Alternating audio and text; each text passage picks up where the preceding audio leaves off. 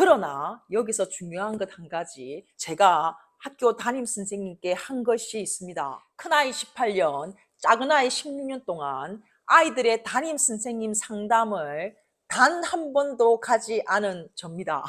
오늘 그 이야기 들려드리겠습니다. 제 영상을 보면 볼수록 제가 되게 독특하죠? 그래도 또라이는 아니니까 구독 취소하지 마이소. 제 큰아들이 현재 18살 고2입니다. 작은아이가 16살 중3입니다.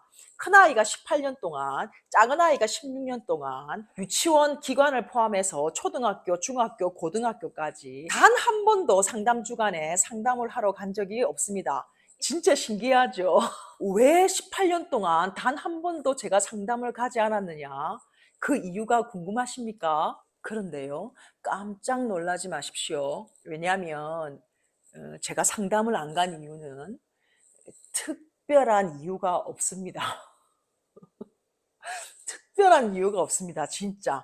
어떤 저만의 특별한 소신이 있거나 어떤 이유가 있어서 상담을 안 갔던 건 전혀 아니고요. 그냥 그 매해 뭐 상담을 해야 될 어떤 특별한 내용이 없어서 상담 고지서가 나오면 상담을 하지 않겠다고 꼬표를 치고 보냈는데요. 그 세월이 무려 18년이 지났네요. 농담이 아니고 뭐 특별한 이유가 있어서 상담을 안 갔던 것은 아닙니다. 그러나 여기서 중요한 것 한 가지, 제가 학교 담임 선생님께 한 것이 있습니다. 1년이라는 긴 시간 동안 무턱대고 아이를 맡겨놓고 나 몰라라 하는 것도 예의가 아닌 듯 싶기도 하고, 그리고 일말에 혹시 아이 상담을 전혀 오지 않는 제가 혹시 아이를 방치하거나 방임하거나 아이의 무관심한 엄마로 내 아이가 방치되고 있다고 느끼실지 모르기 때문에 제가 한 가지 행위가 있습니다. 바로 손편지를 써서 선생님께 드리는 거였습니다. 저는 아이가 학기가 올라가면 1년에 3번의 손편지를 써서 아이 편으로 선생님께 전해드렸습니다. 첫 번째는 5월 15일 스승의 날 감사의 편지를 써서 선생님께 드렸고요. 여름방학이 시작될 때 1학기 동안 고생 많으셨다라는 편지를 또 보냈고요. 그리고 겨울방학이 시작되고 또 봄방학이 2월 달에 있지요. 그 2월 달에 완전히 학기가 끝날 때 1년 동안 제 아이를 잘 돌봐주셔서 감사하다는 의미를 담아서 마지막 편지를 드렸습니다.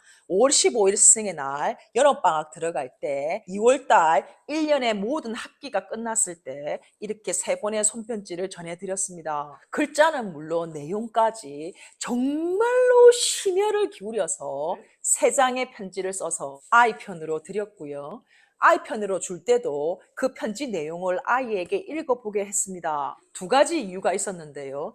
첫 번째는 선생님에 대한 감사와 존경의 마음을 아이가 엄마의 글로서나마 느끼기를 바랬습니다. 아직 자아가 완성되지 않은 어린 아이들은 주 양육자인 엄마의 인생관, 엄마의 세계관이라는 창을 통해서 세상을 바라보기도 하지요. 엄마가 학교를 바라보는 시선, 엄마가 선생님을 바라보는 시선, 그 가치 판단이 아이의 가치 판단이 될 확률이 높습니다. 하여 선생님의 노고에 대한 감사의 편지를 통해서 아이도 선생님께 감사한 마음으로, 존경하는 마음으로 1년을 보내기를 바랬습니다. 2번째로 제가 쓴 편지를 아이에게 읽어보게 한 것은, 저는 2 아들에게 따로 글쓰기를 가르친 적이 없습니다. 대신에 이렇게 장문의 3장의 편지를 읽으면서 엄마는 글을 이렇게 쓰는구나, 이렇게 썼구나, 그 글 속에서 조금이라도 배움이 있었을 거라고 봤습니다. 그리고 3번째 하나 제가 덧붙이겠습니다. 선생님께 감사한 마음을 담아 꾹꾹 눌러 쓴 3장의 편지를 통해서 아이가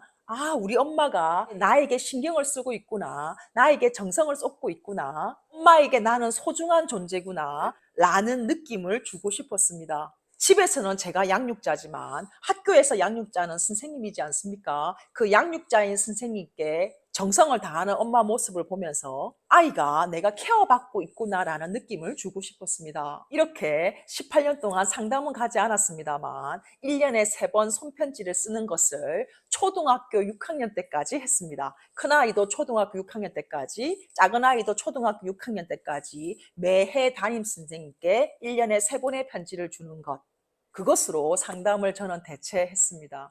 중고등학교는 안 했냐고요? 네, 중고등학교 때는 안 했고요. 중학교 이후부터는 아이들도 그 편지를 전해주는 걸 조금 부담스러워하고 선생님도 조금 부담스럽지 않을까 싶어서 중학교 이후에는 선생님께 카톡이 아닌 문자로 뭐 스승의 날, 뭐 여름 학기, 겨울 학기가 끝날 때 감사의 장문의 문자를 드리는 걸로 지금 대체하고 있습니다. 이 영상을 보고 계시는 당신에게 강추합니다. 스승의 날이라도 손편지를 써서 보내주시면 선생님들도 정말로 감동하시더라고요. 그리고 오랜 세월 그 손편지를 본 아이들이 제 생일날 3장의 손편지를 써서 선물로 주더라고요. 이것이야말로 정말로 보고 배우는 거지요. 여기서 깨알 자랑을 좀 하자면 글쓰기 교육 한번 시킨 적이 없고 논술 학원 한번 보낸 적 없지만 두 아들이 제 눈에는 글을 꽤나 잘 씁니다. 첫 번째는 책류가 때문이고 두 번째는 저의 이 편집글 때문이 아니었을까 하는 생각을 합니다. 오늘은 박성규 작가님이 쓰신 부모 습관 백서에 나오는 문장으로 영상을 마무리하겠습니다. 아이는 부모에게서 무엇을 보고 배울까? 아이는 부모로부터 외모만을 물려받는 것이 아니다. 삶의 모든 것을 곁에 있는 부모를 보면서 자연스럽게 배우고 듣고 생각하며 자란다. 인격, 도덕심, 가치관, 자기관리, 사랑, 친절 그 모든 것을 부모로부터 보고 배우며 자란다. 부모가 모든 부분에서 솔선수범해야 하는 너무나도 중요한 이유입니다. 내일 봅시다.